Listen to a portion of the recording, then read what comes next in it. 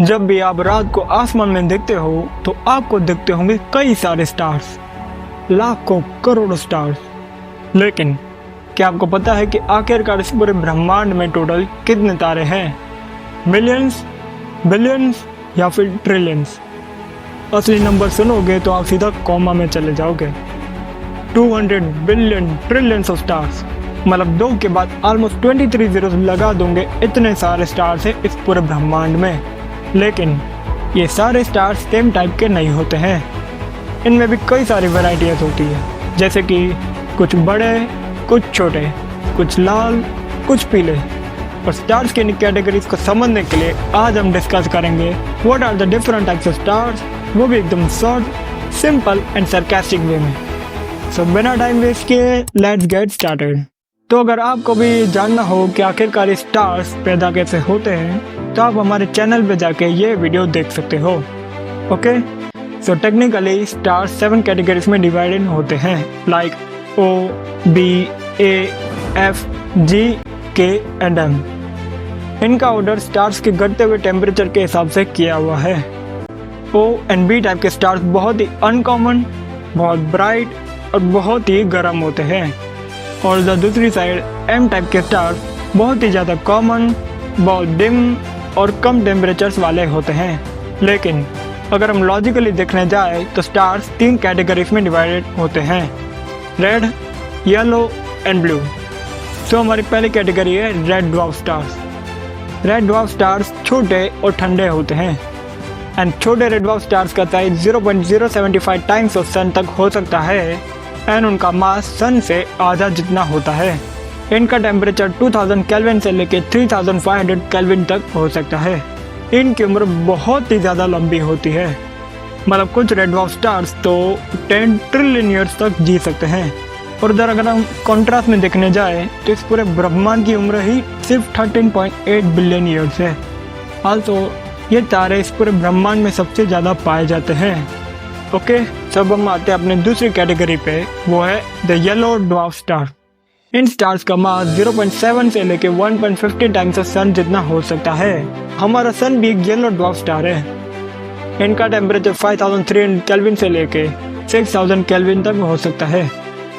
इस टाइप के स्टार्स बड़े होकर रेड जायंट का रूप धारण कर लेते हैं और खत्म होने पे अपने पीछे व्हाइट ड्वार्फ स्टार छोड़ जाते हैं। इस यूनिवर्स में 10% स्टार्स येलो कलर के होते हैं। ओके, एंड फाइनली हमारी तीसरी कैटेगरी है the blue giant star. Blue giant star बहुत ही ज़्यादा गर्म एंड मैसिव होते हैं। इनका मास सन से एटलीस्ट 3 टाइम्स होता है एंड इनका टेम्परेचर 7500 केल्विन से लेके 40,000 केल्विन तक जा सकता है। इनकी उम्र बहुत ही कम होती है and they end up as a supernova and इस मैसिव एक्सप्लोजन के बाद बच जाता है या तो एक न्यूट्रॉन स्टार या फिर एक ब्लैक होल। इन स्टार्स की सब कैटेगरीज भी होती है, जैसे कि द सुपर जायंट। ऐसे स्टार जिनकी हाइड्रोजन की टंकी खत्म हो चुकी है और वो हीलियम को फ्यूज करना शुरू कर देते हैं, जिसके कारण स्टार का कोर और ज़्यादा गर्म होने लगता है और वो एक्सपांड करने लगता है। जस्ट लाइक हम जैसे हॉट एयर बलून में हवा को गर्म करके उसको एक्सपांड करते हैं, वैसे ही स्टार का कोर उसकी आउटर लेयर को एक्सपांड करने लगता है।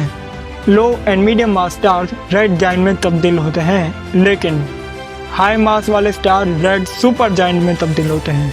ये स्टार बहुत ही फास्ट अपना सारा फ्यूल खत्म कर देते हैं and they detonate as a supernova at the end of the life. इन सुपर जायंट्स का मास सन से 10 to 70 टाइम्स तक होता है, with the size up to 30 to 500 times of sun.